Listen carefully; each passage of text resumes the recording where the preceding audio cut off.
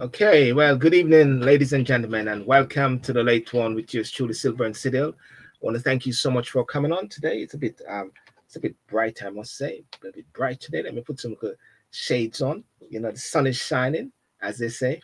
Jamaica is hot, sun is beautiful, and you must be wondering where in the world I'm at. Well, ladies and gentlemen, I'm in the UK. Today is the 21st of the first Thursday. I tell you, at one point today, when it was Tuesday, I was saying to myself, something is happening. It's like I feel like we should have been further away. We should have been Thursday. It's like something happened. But then I realized what is happening. It's the whole thing with Biden and the presidency and that new freshness which was happening in the world, moving from one era to another era.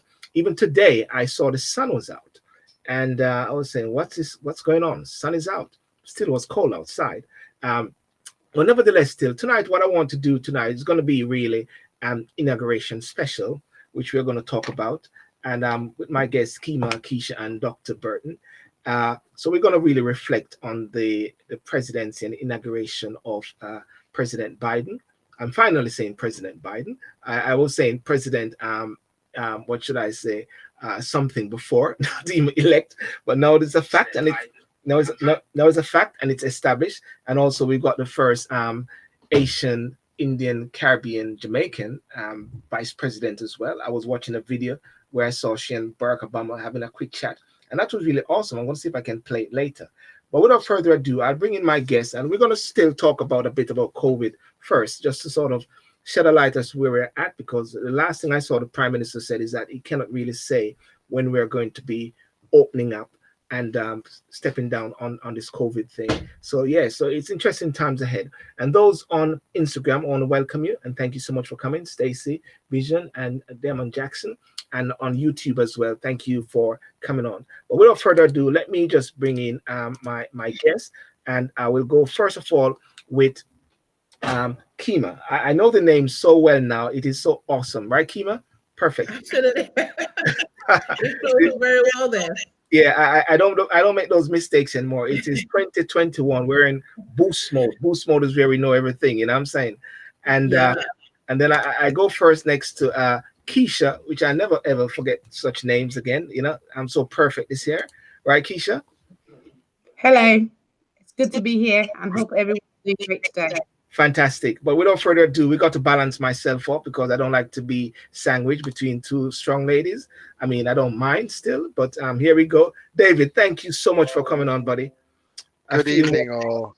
I feel more balanced now. Feel totally balanced There you now. go. You know what, Sylbourne? I placed a little wager on you on Betfair.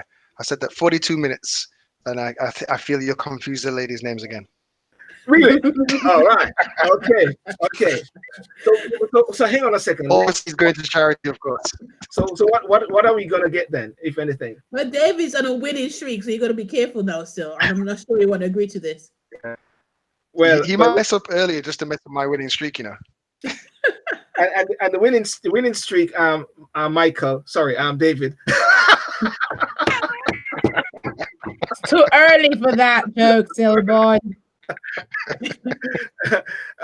You know, I Desiree who is there coming on, and Delroy Stewart, blessings, good evening. So anyway, guys, good week this week. Would you say it's a good week this week? And why would you say it's a good week this week? I'm saying it's a good week this week. Would you say it's a good week this week so far?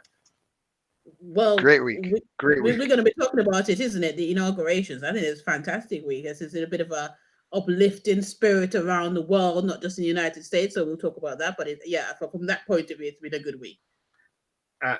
Keisha. It's been a good week. It's been a loaded week. There's so much things happening throughout this week. Obviously, you spoke about inauguration, Trump exit, COVID, the state of COVID. So it's quite a lot to to discuss and to reflect on And this week. and David, what's your take on this week so far? Yeah, a number of people who have obviously decided to take the vaccine is up. And you know, it's one of many ways to get out of this particular predicament. And so yeah, lots of different things to feel happy about. It's a new year as well, new beginnings, and I think we should be excited about that as well. And hopefully we have a positive mindset for the rest of the year. Well, I tell you this. I mean, in my normal walk, I really enjoyed this week there was so many birds on the road while I was walking, and it's always awesome because they greet me with such great enthusiasm. I mean, I would think that I was on some campaign, that I was going like this when the birds were going. I said, "Hey, like when this president, hey, hey, I can see you there. I can see you there. Thank you, Mary Jane." And as well, I think it's beautiful when you really engage with nature.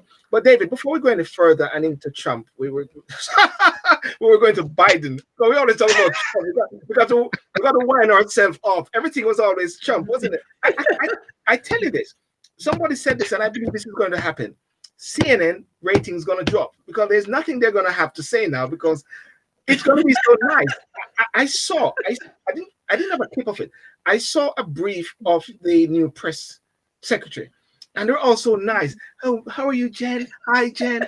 And it's so great. Oh, we so love you. I mean, there's not going to be anything. There's no fun. It's going to be boring. Yeah. Good old Drama is boring out the news. door now. Yeah, drama, no, no highlights. Like it's all gone. Back to normality, which is what everybody's been looking forward to. But before we go there, David, what's happening with COVID now and with the vaccine? Because I just saw the Prime Minister said that they cannot say when they're going to, step down or ease the lockdown, and also with the vaccine. I believe persons in the professional area of medical fraternity, like yourselves, are taking vaccine. Have you got your vaccine? I don't know. Yeah, well, Yeah, I good said question, that, Sylbourne. yeah, good question. I think let's start with what the Prime Minister said today. And Yeah. basically, it's too early to say when England will come out of this particular restrictions that are currently being employed. I think the decision initially was being around mid-February, but he said that essentially looking to change things potentially around when up to 15 million people in the priority groups have expected to have taken their first vaccination dose. So we've got to really get those numbers cranked up. We're not anywhere near there at the moment. I would hope that we get there towards that mid-February mark, but we just have to see. You're quite right. The hierarchy of persons that have been afforded a vaccination, we're slowly getting through them now. So first establishment was those over 80s, and then people within the health sector. And over 70s are here now are embarking on the treatments as well in regards to the vaccination. So let's watch this space. In regards to myself, yes, I've had the vaccination, and we could talk a little bit later on a bit about the experience of that if you'd like to share that. But yeah, I've had my vaccination. And we just have to sort of wait and see how that impacts, not me personally, but how taking the vaccination will impact us going forward. Yeah. So yeah, we just have to see. I don't think there's very much more to really add in terms of the vaccination itself. We know actually since the last time we spoke, the Moderna vaccine has been something we've been able to get access to. But I think first and foremost, it's going to be obviously we've got the Pfizer vaccine, we've got the Oxford vaccine that's going to be coming around the corner, and then I'd say the Moderna vaccine as well. And that's about it. There seemed to be a more of a propensity for the UK vaccine, Oxford. People seem to be warming to that a bit. I was listening to a trauma surgeon. He's always talking about knife crimes. I don't know if you know that doctor. I don't know if you guys. Yes, I know that.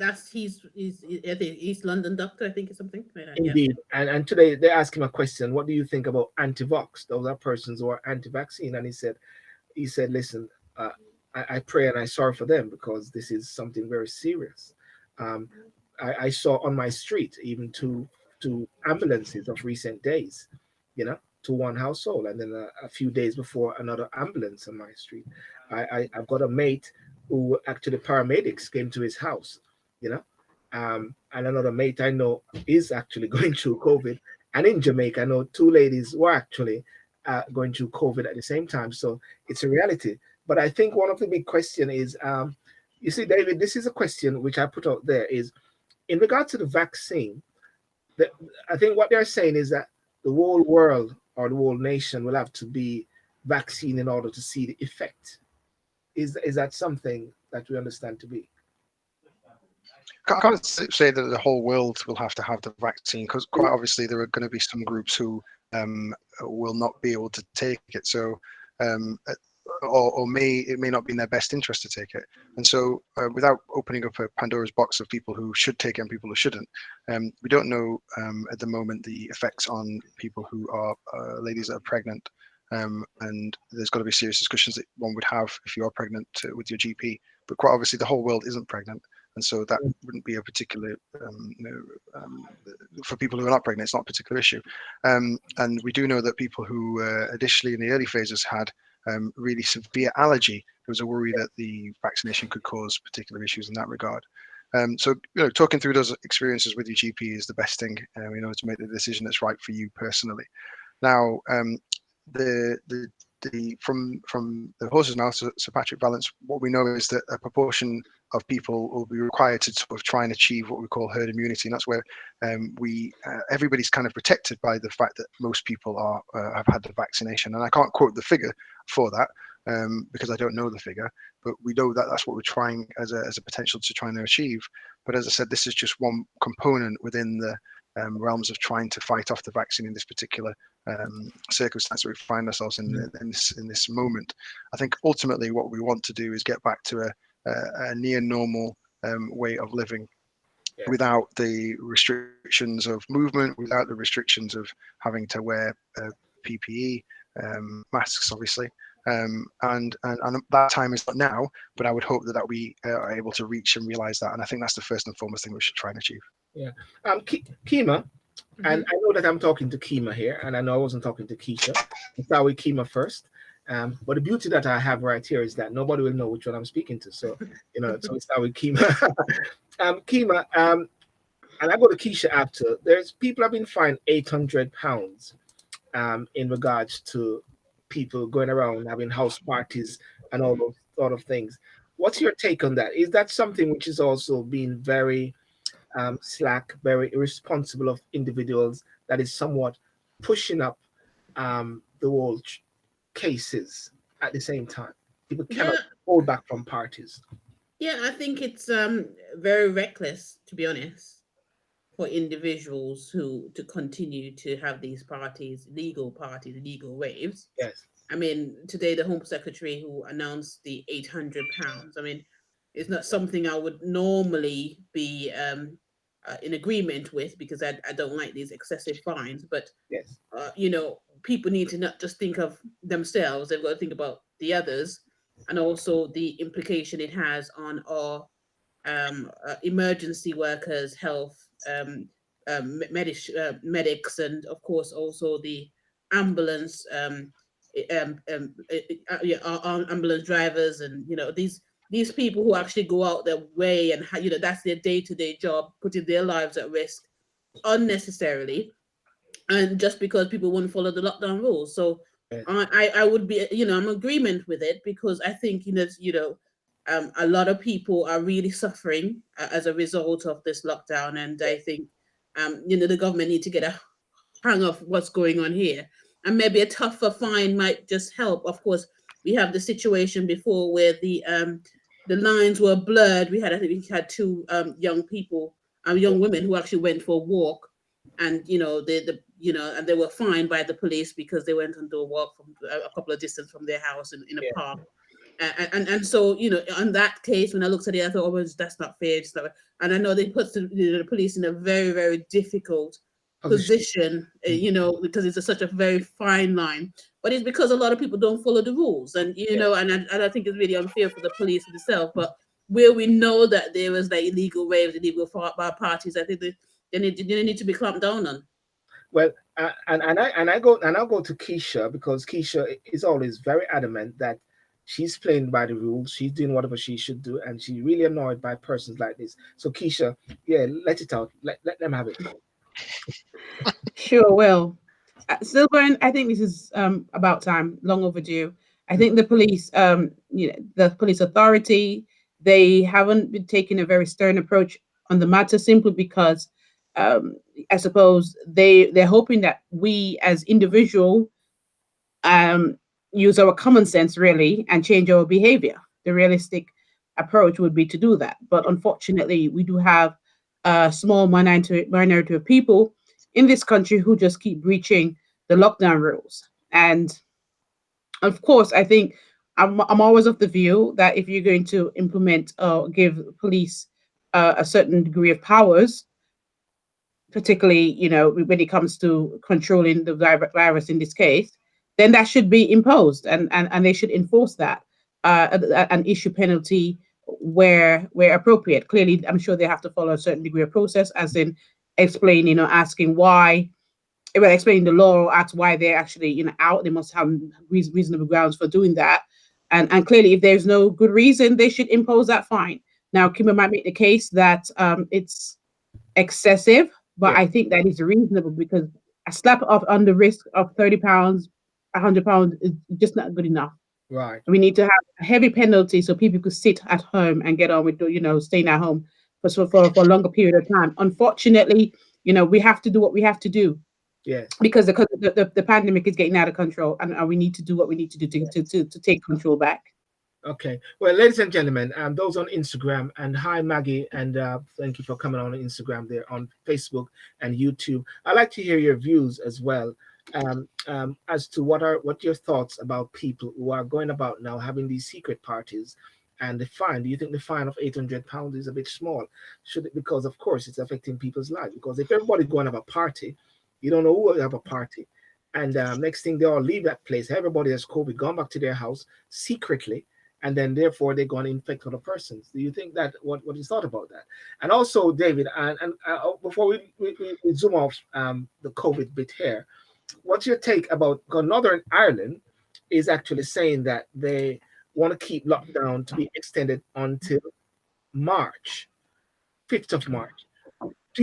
Keisha, you predicted before, and what's your thoughts, guys, about where do you see this going? Where do you think this lockdown might last until? Some people are saying that's it for 2021. I don't think that's it till 2021. I think it will probably be extended past the current kind of mid-February view. I think there'll be probably extension to sort of maybe mid-March, like late part of March, and then we'll get a more of a flavour as to the numbers of cases which are on the decline. You have to make that clear. The number of cases are on the decline. Yes, we know that the numbers of people who have unfortunately passed away from the condition is still very high, awkwardly high. But we also know there's a lag in the delay in regards to number of cases, number of patients presented to the hospital, and then unfortunately people passing away. So that lag is likely on the is likely to increase, but then we would hope in the next few weeks then that we would all be able to peak. So I think I'm no scientist in regards to looking at modeling and all the rest of it, but my feeling around mid-March, but we'll just have to wait and see. Yeah, I just before we go there, someone is saying that they can't hear me on Instagram. Can people hear? I'm going to listen if I can hear myself on Instagram. Okay, so I don't know what happened. Okay, I don't know why people are just watching my mouth on Instagram. There's no sound on Instagram. Because I'm listening to myself and there's no sound on Instagram. So don't worry. I just log out and go back in on the Instagram there. Thank you guys for letting me know over there. So in regards to lockdown, Keima, what's your take on it? Where do you think it should be? I think there's been some conversations that probably to manage individuals' expectations, and so to bring to the attention that it could potentially be extended to some time in the summer. But I don't think it would go beyond March because of the opposition that it's within the Conservative Party, and for a clear path out of the lockdown. So I think the government will need to come up with something soon in terms of how we are going to reduce the number of new cases, and so that we could have a path to end the lockdown. Yes. Yeah, I think it's going to be a difficult one for the government to do, because it's sort of, again, in a very precocious position where you have to marry up, or weigh up, the benefits of the country and the interests of the party and different interests as well. But also we're mindful that the logistics when it comes to the vaccine is not shared equally around the country. And, there's parts, for example, Birmingham may have more vaccine than that's off in London. And London, we know, it really desperately needs it.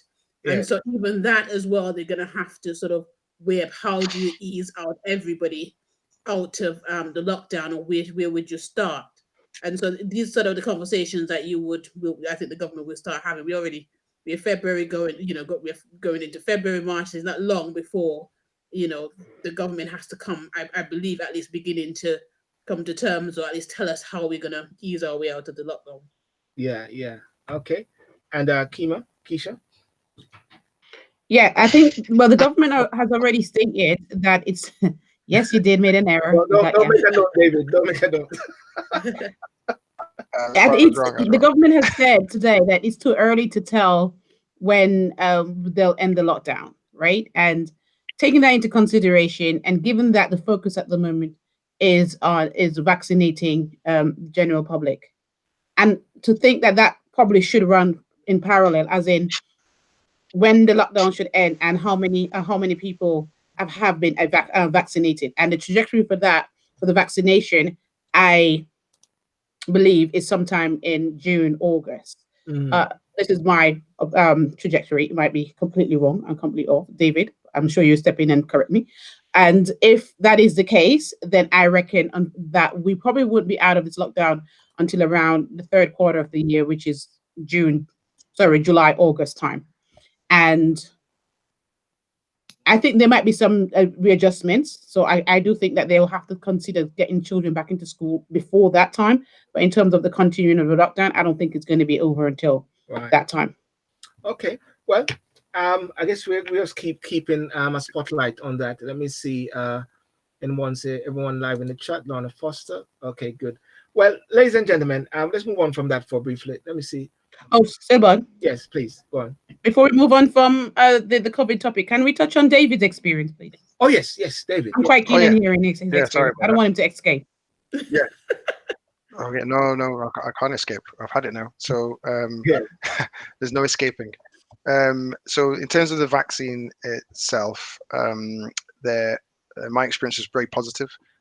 Very welcoming environment, very spacious environment, people all in masks, and essentially you have to fill in a questionnaire about your background.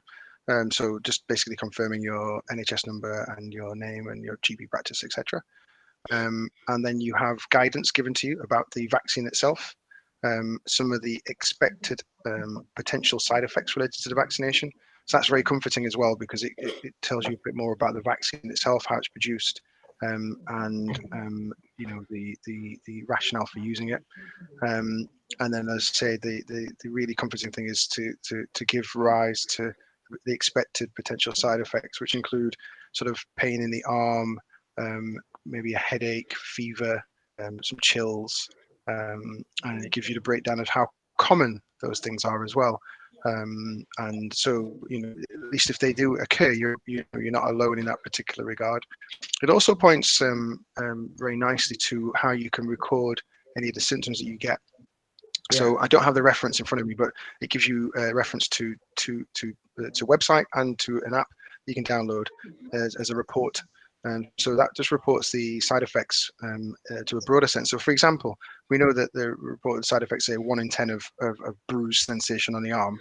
But however, the more people that feed into that, the more we can get data, and that can then be supported, because it may well then develop that it's 1 in 8, but it could be 1 in 20, depending on the number of people. So at the moment it's 1 in 10. I must say actually it's 1 in 10. But the fact is that the more people that feed into it give rise to the symptoms that they may well have, then it's improved. So you fill in, say, your questionnaire, you then get your written documentation, and then you're called in to have a vaccine. The vaccine's given in the same manner that many vaccines are given, in the upper arm of either side. I chose to have it on my left arm because I'm right-handed, and I probably recommend the same thing. I did ask at the time whether you could have it anywhere else, and you can choose to have it in the buttock if you wanted to, but I didn't want to sit down in any pain and agony. So I had it in my left arm, and then once you've had it, you'll get a little card that has the lot number. It'll have your name, Yes. and it'll have the date that you had the vaccine. And then you're asked, unlike other vaccinations, to sit and wait for 15 minutes. And the reason for that is because of the risk of immune side effects. So at least if you're in a facility that has medics around, you're able to sit and wait and reflect on your experience of having the vaccine, which is very positive. It's not a very long procedure. If you've ever had a vaccine before, you know it's not that long. I'm sure if you've not had one, you'll have witnessed one with kids who have had a vaccination. If you have kids, it's a very short procedure.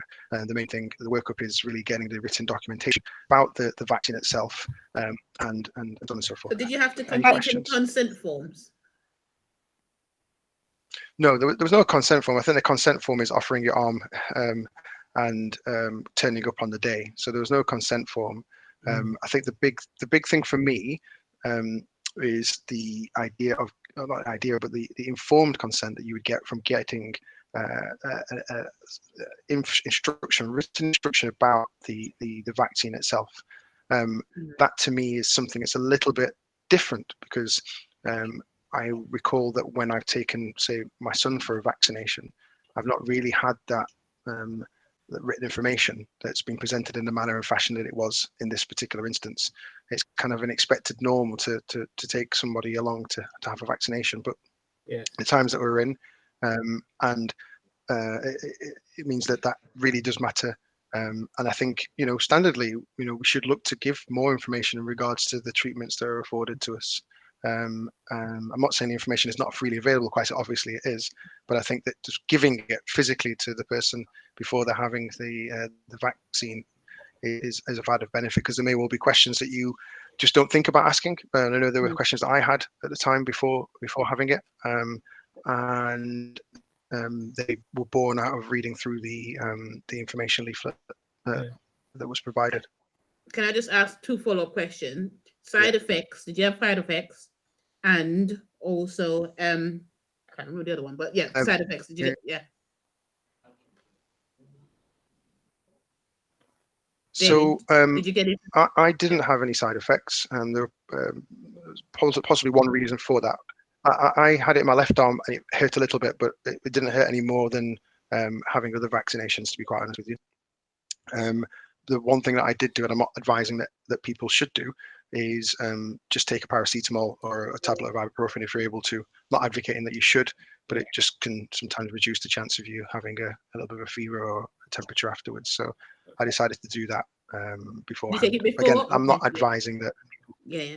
Yeah, I took it slightly afterwards, actually, but on my way back to clinic. So, but again, I'm not advising that you do, but it's something that you can think about if you wanted to. Okay. Keisha, you have any question before I need to move on quickly? Keima's asked all the questions. The only one I have outstanding is, I guess, did you have a choice as to what type of vaccine you wanted? You choose. That's a very good question. So, no, I didn't. To answer the question broadly, that was the only one that was available. I had a choice as to whether I wanted to take the vaccine or not. That's purely simply my choice, and I chose to take it for the reasons of being in a position whereby I'm encountering patients with COVID potentially, and whilst there are some unknown answers in regards to transmissibility, I think I don't think it's going to make me more inclined to pass this virus on if I do get it than otherwise. So that was my particular choice. So did you there have to take another one? Sorry, so last question. Did you have to take another vaccine in the next 12 weeks or something? Yes. So So having some glitches from personal choice. All of this is personal choice, but the fact is, I'm eligible to take another one in the next 12 weeks. Yeah. Okay. The only one question I wanted to do quickly was, are we sensing that people are now being more warmed towards vaccine, especially the Black community? Do you sense that? is the answer to 12 weeks time. Yeah. We're having a problem hearing you, David. Yeah, we're having a glitch. We're having a glitch from you, David. David, okay. We're gonna move on. We're gonna move on. Internet connection. Yeah, we're gonna move on from that, David. David, when I go into the next section, I don't know if you want to switch around and come back with anything. I'm gonna just give a talk about Biden bit now, and then if anything, you can. I want to make sure that your voice is heard properly. So I don't know if you want to just do a quick check on that. Okay, fantastic. So ladies and gentlemen, as we been talking about COVID, but I want to really tap into one of the biggest things which has happened of recent days, which is the passing off or the demise of Donald Trump. Shouldn't say the demise of Donald Trump, but let's say that a new era. And before I go any further, I'll just play this video quickly.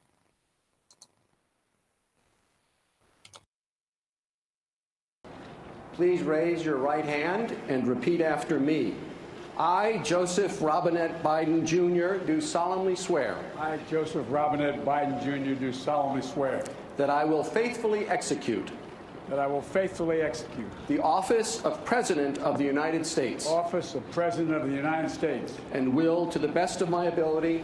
Will, to the best of my ability. Preserve, protect, and defend. Preserve, protect, and defend. The Constitution of the United States. The Constitution of the United States. So help you God. So help me God. Congratulations, Mr. President.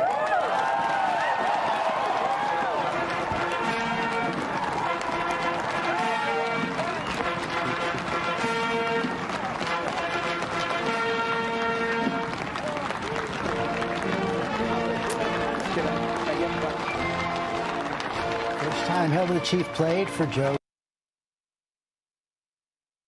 Okay, so ladies and gentlemen, as you can see, we've got a new president, and David, who is our resident president, as just take away our resident, is back. Okay, Joe Biden is president of the United States of America. That's a fact. It's established. Whether it's fake or not, that's a reality. If they have actually acknowledged a fake, well, it's it's not a fact. What's your take on the whole thing and the ceremony? Guys, I don't know if you're really into it or watching it yesterday. Can you hear me? Yep. Yes, I watched it yesterday. It was a very beautiful ceremony from the beginning right to the end. There's so many highlights. Obviously, the oath was great to witness. It's amazing because I had to do a fun check, which is Biden, because clearly he was a vice president. Now he's president. So I was curious to find out how many vice VPs became presidents, and I found it was 14. So he's in, which is a good number. So that was quite interesting to go down in history with. And also, again, another history maker is obviously Camilla, who is, and let me correct you slightly, Sylbourne. She's Black African American, Asian American. So that's her. She's Black African American, Asian. Why you put Asian at the end? When somebody saying she's Asian African American. I'm only going based on what I'm reading, but okay. I'm just saying she omitted the Jamaican bit, so I just wanted to. So I just want to let you know, because I think that you mentioned Jamaican earlier, and I didn't read that in none of the reports that I've read today. Didn't mention Jamaican at all in her. So really, just wanted to point that out. But sometimes you have alternative facts which goes around in, and sometimes it's still operating in different ways. I think we're post alternative facts since Trump has left the building. Yeah, but we got to establish Kamala still as a Jamaican. All right, I'll leave that for you till later. So the point is, she's African American, Asian, or a first woman to take that position, and it was just great to see her wear. So I'm wearing my my pearls, because I know she loves her pearls and crunch shoes, which I don't have any today. But yeah, brilliant to witness. It was great to see the former president and their wives. It was the ceremony as a whole with the singers. It was beautiful to watch, and I think there was a sense of relief that came over me having seen that, because I feel like not only America was actually back to what would describe as a stabilization. But I think the rest of the world finally can say we're all back to normality. We're finally stable. Yeah. There's a sense of assurance that just suddenly came through life after seeing what we saw yesterday at the integration. So yeah.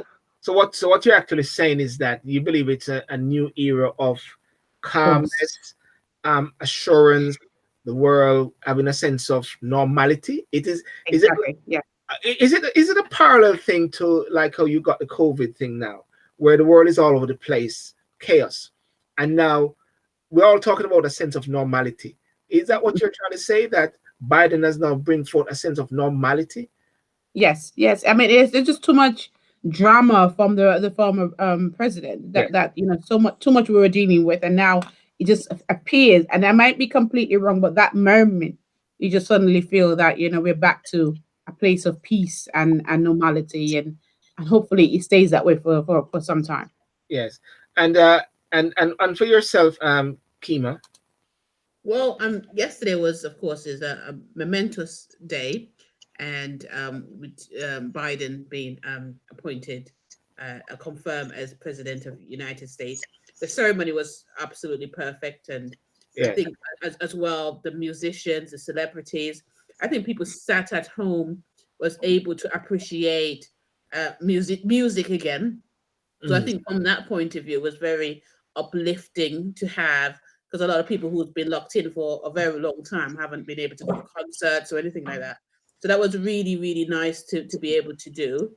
I think on a wider scale as well, and it's very good for other people, particularly those living abroad, other countries looking in, to begin once again to see the United States as a beacon and a leader of the free world again. I think again they're beginning to realize that once again we've got a leader, and we need a leader when it comes to dealing with global issues around the environment, and of Yeah. course we've got this pandemic, and where where Trump has been very much an isolationist, American first president. It's sort of isolated a lot of other countries, and I think a pandemic in particular, we need a world or global approach to it to resolve these major issues. Of course, because if you're going to travel from one country to the next, we could always transmit the diseases. So countries need to, or leaders around the world need to knock heads together and come up with a global solution to resolve it, and not just for the rich countries, but also for the developing countries as well. And so we needed a leader, country, United States, to come back and be that beacon again. And I suppose that's a bit of a sense of relief as of yesterday. Yeah. And David, what's your take on it? Do you see what does this new leadership mean for America and for the world from your perspective? Because we have always been talking about it, so it's not new as if to say that we didn't think about it. What's your sense of the new Biden Harris leadership means for the world, not just America? I think I need the Biden Harris leadership for the world in my internet connection, because there's a few gremlins that are lurking around, and I think what the new world order will have in terms of Biden and Harris is they'll be able to get those gremlins out, and the gremlin has left the building now. Getting better, And yeah. what I mean by that is that there's going to be, I feel, a lot more productivity, a lot more positivity going forward. So I think that that's what it really means to me, is that you have much more likelihood of there being a positive projection coming from America. We've seen that already in the first few hours of his presidency, sort of reading some of the acts that Donald Trump decided to employ and play with at the start of his presidency. So I think there's nothing but positivity that comes from the inauguration from the first few hours.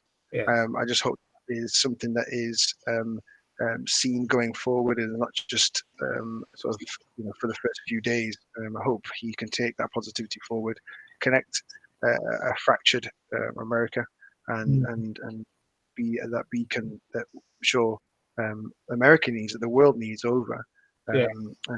forward. irrespective of his politics. I just think we need somebody at the helm who is positive, who's not divisive, and can build connections. And I trust that Biden will be able to deliver on that pledge. So what you're actually saying then is, even though he rolled back around 17 executive orders within a day, it may seem to be a bit divisive, whereby you got 75 million people who also voted for Trump. So therefore, without that consultation, that just is like erasing the whole thing. But what you're saying, the overall picture, irrespective of the politics, is that you need a calming figure. You got it, yeah, you do. And I think that the thing you can chew the fat on the 17 things that were revoked, but in ultimate, for me, it's not going to be to the detriment of America for those things that he has chosen to renege on, and it's really to try and help people who may not actually be Biden supporters. There might be positive effects from his decisions that he's made thus far. And so I don't look at it as a negative in that respect. As I said, it's about the character, it's about the man himself, it's about the VP, the lady behind that position. It's about that leadership that we hope that he will be able to deliver, because we've not really seen the leadership in the last 4 years. We've had policies, we've had plans, we've had decisions that, in my humble opinion, have looked a little, not a lot, divisive. So let's have some strong leadership, and with that, let's have some positivity, and let's try and embrace both sides of the party. And I think he's the man for that. Okay, let's bring in a couple of persons here. Lorna Foster, congratulations to new President Biden, and congrats to Kamala Harris, new Vice President. Historic moment, her being the first woman Vice President of the U.S. We're going to come back on that point there. What does that mean for the Black people, or Black women especially? Michelle Clark also said, it's the USA, not America. America is a continent. They all swear to protect the U.S. continent, and they don't. Can you hear what Michelle is actually saying? Anyone can speak of it. It's the USA, not America. United States of America, not America. America is a continent. They all swear to protect the USA Constitution. I think Michelle is going to the literalness of the law. I would think that's a matter of semantics. Is it Generally, when people, it's just a matter of, because normally when people say America, they're referring to the United States of America, not South America or Central America. Yes. But, yes. Is that David? I mean, I'm just going to play devil's advocate. I guess is it the same kind of context when you talk about the Caribbean and only Jamaica? You know, that is a little bit far. You're right. Because, it could well be. And if you're South American, and you're just talking about America and you're thinking about the USA, South Americans might feel a little bit away. Guyana sometimes sometimes people say Guyana is in the Caribbean when it's to their favor, and they go to South America when they want to take away from the Caribbean, because really and truly their position really in South America. South America. I think what Michelle is saying is that words matter. That's all. Words matter, and I think that is correct, because she said it to me earlier at some point. We need a president who will reunite the country and its people at this time. So there we are. Now I want to just ladies and gentlemen, just to bring up another video which I saw today, and I said, let me just bring a clip of this because it is really powerful when I was watching it. And repeat after me. I, Kamala Davy Harris, do solemnly swear. I, Kamala Davy Harris, do solemnly swear. That I will support and defend the Constitution of the United States. That I will support and defend the Constitution of the United States. Against all enemies, foreign and domestic. Against all enemies, foreign and domestic. That I will bear true faith and allegiance to the same. That I will bear true faith and allegiance to the same. That I take this obligation freely. That I take this obligation freely. Without any mental reservation or purpose of evasion. Without any mental reservation or purpose of evasion. That I will well and faithfully discharge. That I will well and faithfully discharge. The duties of the office on which I am about to enter. The duties of the office upon which I am about to enter. So help me God. So help me God.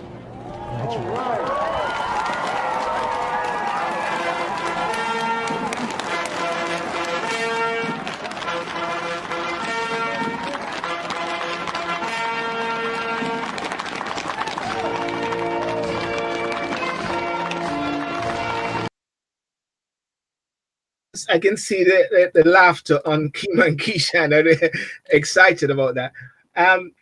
Separate and apart from our pearls, which are on her neck, which Keima, you are actually part of, and a lot Keisha, Keisha. Ah,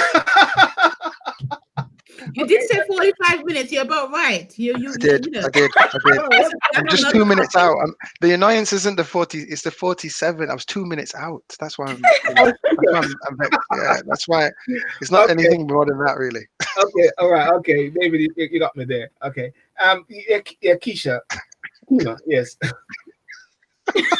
I'll have my let me coffee. go first, Sylbourne. I'll have my Let me coffee say black, let me go Sylbourne, first. please. The twins, Let me go first. the twins. Yeah, Yeah, listen, Sylbourne, it was just again just by sharing that clip is so beautiful to watch, so inspirational. As a woman and looking at this lady becoming vice president of the United States of the free world is it's just wonderful.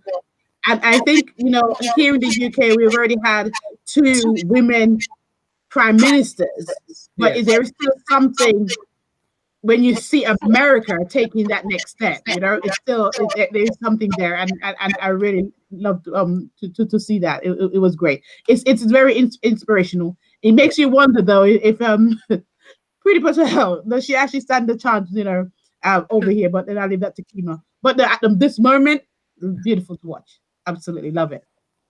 and what about a young many parents, mothers, black, Asian, they make sure they see their children watching this moment, and there's a lovely picture whereby you see a black girl shadow, and you see Kamala, big picture there. There's also another picture of Rosa Parks behind her sitting, and she's standing up as well.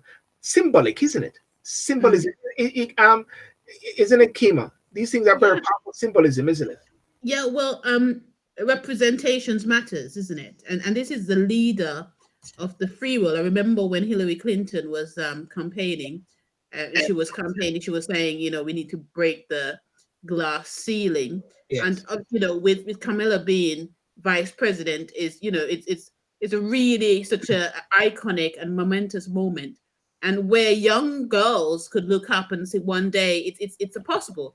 And I Yes. think now that's happened, I will see, more and more women will come forward, put themselves forward in politics, and eventually you would have a president of a United States who happens to be a woman, and it wouldn't seem as if it's such a distant opportunity that could happen. It would appear normal, if you know what I mean. So I think it's a great symbolism that has taken place, and it was so important that it has happened quite recently, and for a lot of young women looking up and realizing that it's a possibility.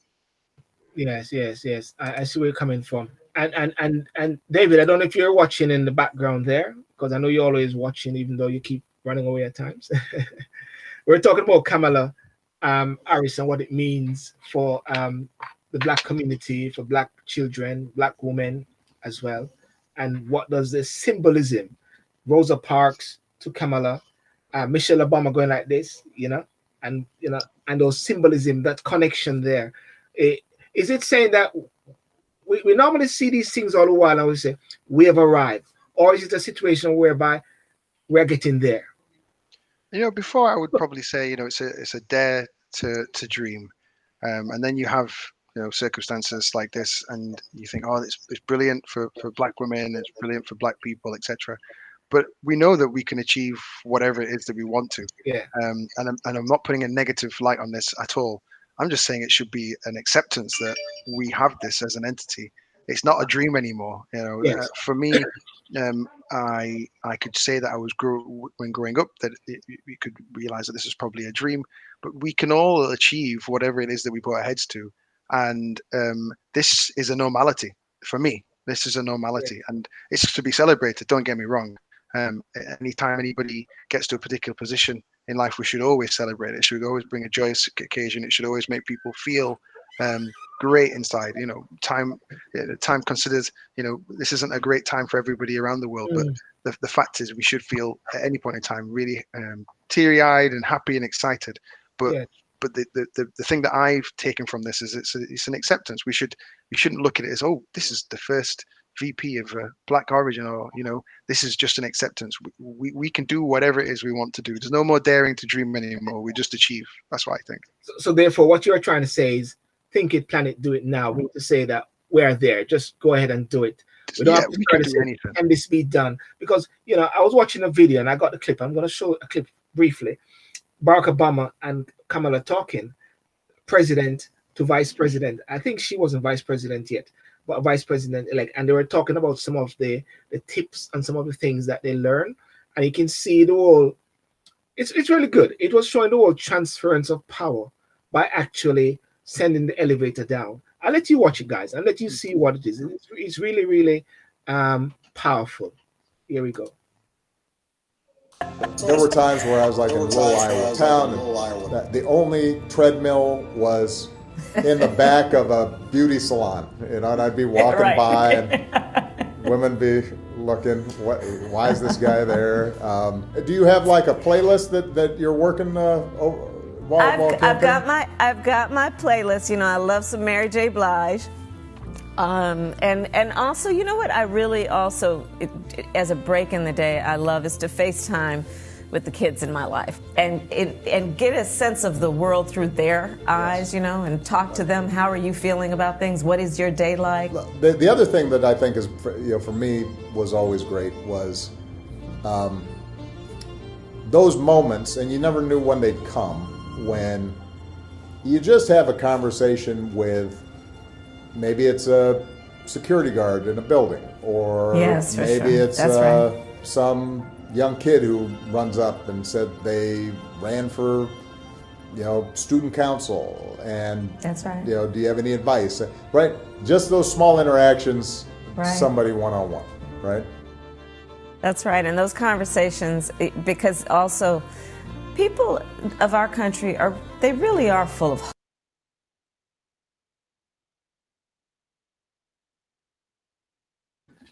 What do you think about that? I mean, just your perspective on that. It's like the master and the student in a way, and just sharing transference. I think it was really powerful. I just had to share it, For me, it's more the simplicity of it. Yes. And not getting the office or the momentous achievement overwhelm one, and so not forgetting where one comes from, and ideally, you're being a vice president or even a president, if you're still there for the people. So where Obama mentioned about the security guard or the young person, for example, that is why you're there. Yeah. And you don't want to be isolating yourself from the real people, from people, everyday men and women up and down the country, the working class people, the people who, the women who are having to work 2 jobs, to look after their children, what I mean? A president or vice president need to still have that connection with people. Yeah. And I think that's what I got from that. Yeah. And sorry, David. I was going to say that's interesting because we all take different bits. We can all see different perspectives. It's funny you use the word isolating there, because I feel you want to break free from the coronavirus. You want to be out and seeing people, and I think we all do want to do that. And that sort of snippet set in my mind was the inability to do that at the moment because we're in lockdown, we're in isolation. You can't really form those connections in the same manner that you would do. It may well be a lot different for her to embark on discussions with people within the scenarios that she finds herself in, because we're not as free and liberated as we used to find ourselves. And I think that's a really good point in itself, because having restrictions, whilst they have to be in place at this moment in time, we have to really try and realize that goal of getting back to a sense of normality as quickly and safely as possible. And we have to trust that the government will embark on a plan of action to allow us to do that. And I would advise that they do that as quickly as they can, because you do lose those connections with people, and that's what we are. We're people. We are centered on talking to people. We're centered on sharing experiences. That's what we do. We don't live in isolation. So that's what I took from it. I was listening to the story and I was like, boy, there are some people who are just not able to do that anymore. And it might be different for Camilla because there'll be lots of people that she'll be working with. We're working for. We're working obviously for in terms of working for the USA. I won't say America anymore. Working for the USA. So Yes, there'll be people within the government divisions that she'll work alongside. So she'll have those connections, but that's not for everybody. And that's the thing that I took from it. Okay. Well, unless anybody else want to say anything on that point, we still have to. Anybody want to say anything more on that point with that connection there with she and Obama? No. No. Okay. Now there is something else also which I still wanted to do, and that is the departure of Donald Trump. You just, you know what, Sylbourne, before you go there, Yes. I was listening to CNN yesterday, Yes. and I was thinking to myself, you did just not, they cannot not talk about Trump. It's supposed to be Biden Day, but Yeah. every time you've got to remind us that Trump, what Trump did the other day. So so we've got to talk about Trump. Yes, because the question is one, they said he left the way that he wanted to leave as a president and not to leave like how they waved off Vice President Pence into a convoy of some old cars. He wants to leave. He wants to leave in Air Force One, in Marine One, and go down to that place there by Marabella, where his place there. And that is the last thing he wants to see. Now, I'm going to show this to you. I want to show this to you because I was watching it and I said, this is Trump. This is Trump, and I think it says it all right there. Let me just see if I can find it. Can I find it? Yes, I think I can find it there in a second. A lot of us, so we can achieve anything we want to achieve if we put our minds and our heart and our soul to it. That is definitely a fact. And here we are.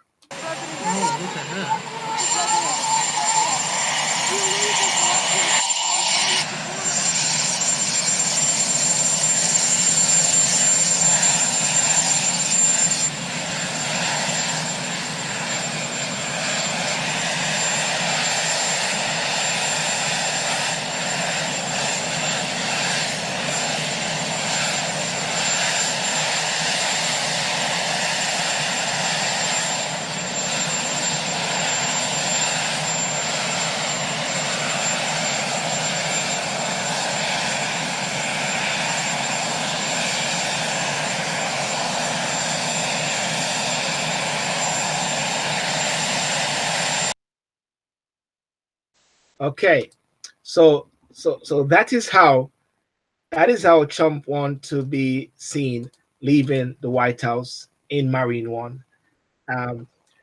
He did not go to the handover, and what's your take on that? I mean, he was really right, but what's your take on that? Because that's a normal, traditional convention which is established, whereby the president sees out the next president, invite the next president, and they say bye bye. Because Obama did it. And I follow the presidents of America all the while. Whosoever is the president, I support them. And whenever the new president comes, so I'm a Biden man now. You know what I'm saying? Yeah. Well, for me, Trump wasn't going to go out like a typical president. He didn't come in as one, and I think he wanted to send that message, isn't it? That I'm not a politician. I'm a businessman.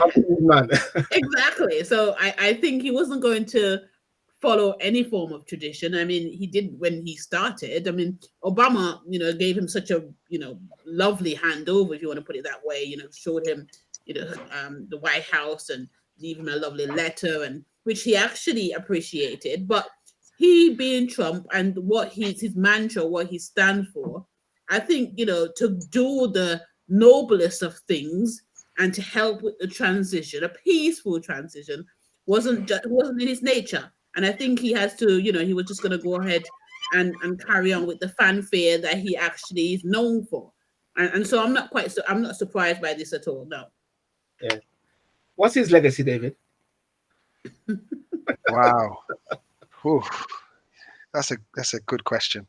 You took me by surprise there. What is his legacy? I think what he did is I'll give you some of the pros. He engaged. I think he engaged. I think he was able to speak to people on a level that's probably been unparalleled. He took probably more of the airway than has been afforded to any president in any given time. And that was through the manner of the way that he carried about his business. That's about the only pro that I can really say. I think his legacy is that, 4 years, I think he probably would have fought a better fight had coronavirus not been an entity in itself. I think that what that did is it upset his sort of apple cart, because the way that things transpired over those last year really was to his downfall. So do I think that the first 3 years were positive? I'm not an American, and I didn't live that experience for the first 3 years, so I can't really speak on that. I looked at it from an outside perspective and just felt that as a leader of a free nation, there needed to be a lot more togetherness and a lot more leadership in that regard. And I think that's one of the things that he definitely lacked in terms of being an effective communicator. Yes, he communicated to the masses, but the way that he communicated a message wasn't in the best spirits of the human race. And I speak that all over. I think in terms of communication, he didn't really build bridges. He kind of shot them down and oriented himself in a kind of a selfish way, which is really disheartening. But that's the way that he carries himself. So his legacy for me is that he was a one-term president. He effectively led the Republican Party to a nervous breakdown, and there's a lot of rebuilding that needs to be done, both for himself, probably not politically, but for him to be able to feel that he's been successful. Maybe he doesn't need that, but I think he feels that he needs that in his background. I feel that he would love for Biden and Camilla not to do very well, so he can come out in his circles, and then you'll see him rise again like the phoenix from the ashes. But I don't think that's going to happen, and I don't think he'll be anytime soon coming back to the Republican Party. All right, well, listen to this. Listen to this for a second here. Don't know if you can see it. You can't be seen, can you? Can you see it? Got it. Yeah. Can't see it. You can't see it? Okay. I can see it. I could see it. You can see it? Okay, maybe it wasn't supposed to be played. No. I want you to see it. I want you to see it actually, because it proves it says something what he said at the end. And if I don't get the video to play, no problem. All I was showing was where he said at the end, "We'll be back." He didn't say "I'll be back." He said "We'll be back." And when I hear "We'll be back," I know that there's a grooming of his sons, and his daughter as well. And many people are talking about the movement in regards to social media and all those sort of things there. I want to see if I can find the clip.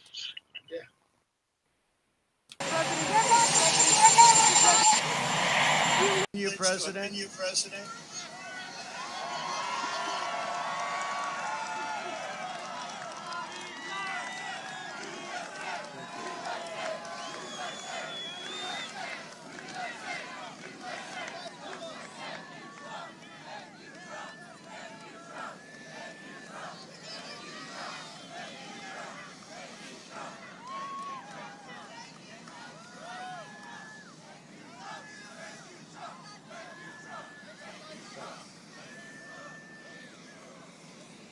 I will always fight for you.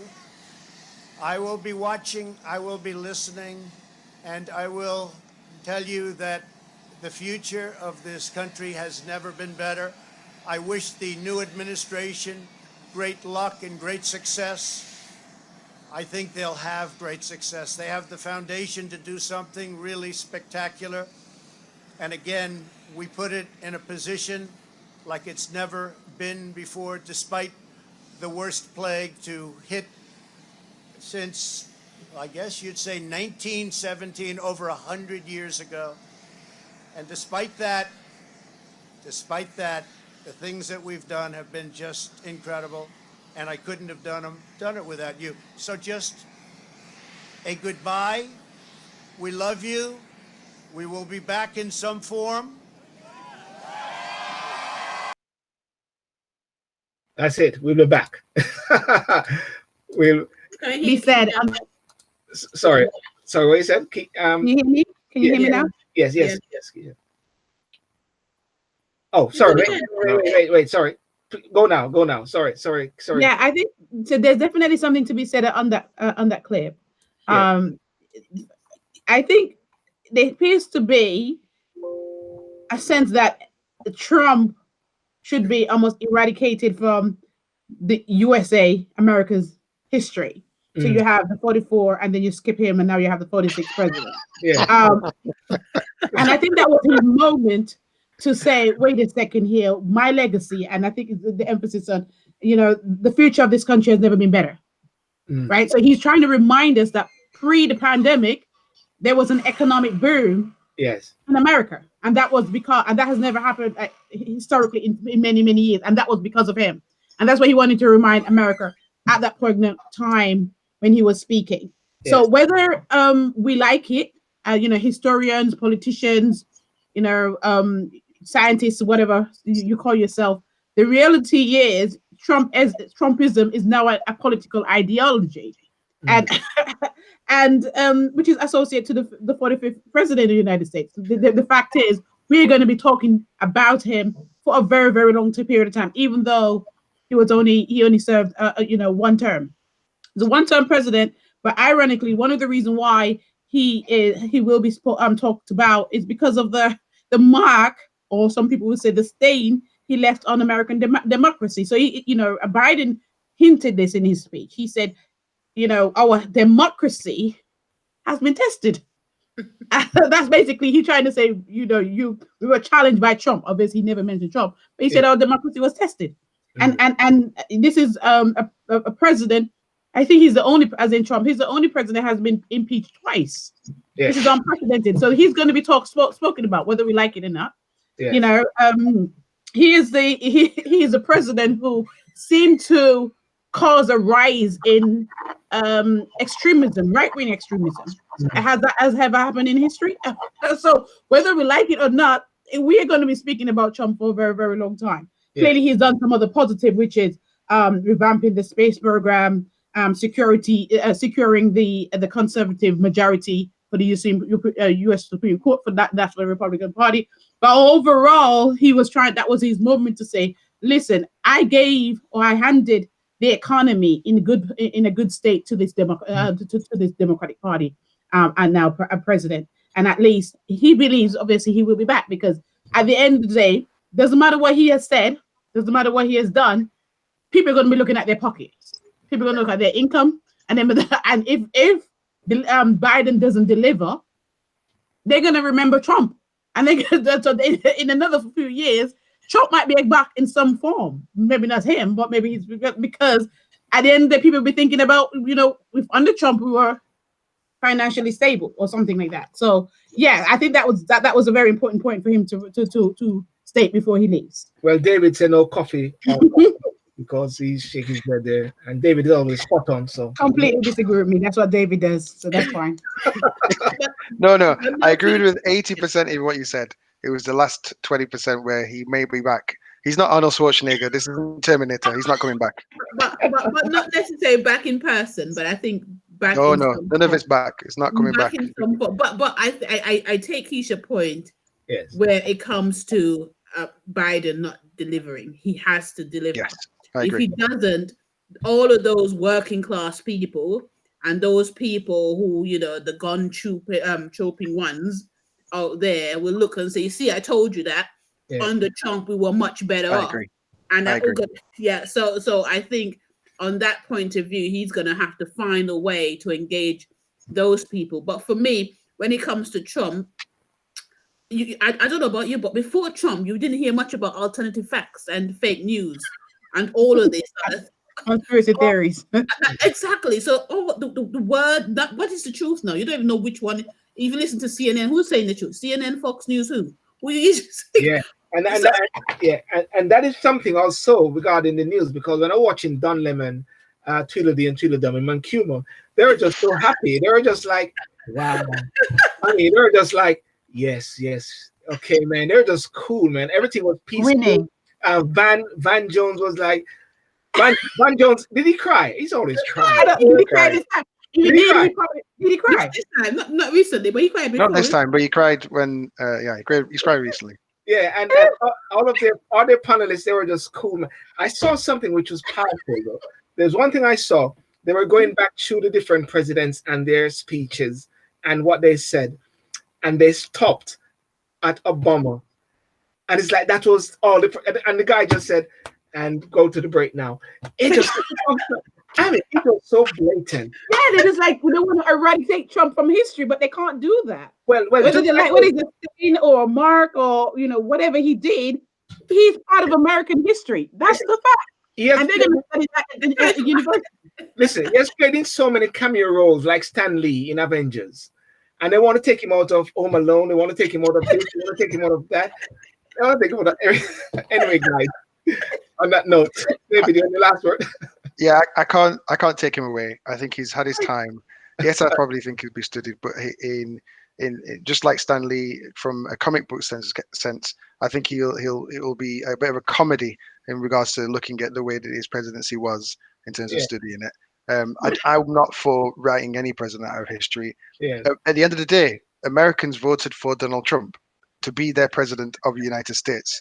That's a fact. 75 million. I'm talking about it for the first time round. So they voted for him. They voted for him again to try and become the president for a second term, and he didn't make it. So he's not writing. He won't be written out of history. Yeah. I think there'll be a lot more memes about him, and whether those memes change the way that he feels about certain things. Because anyway, but I think it's good meme material. And thank you so long, sayonara. I think the other thing I will say is it's intriguing that he was wearing black because it was kind of a funeral that he was attending when he was walking along. Right, isn't it? I thought the same as well.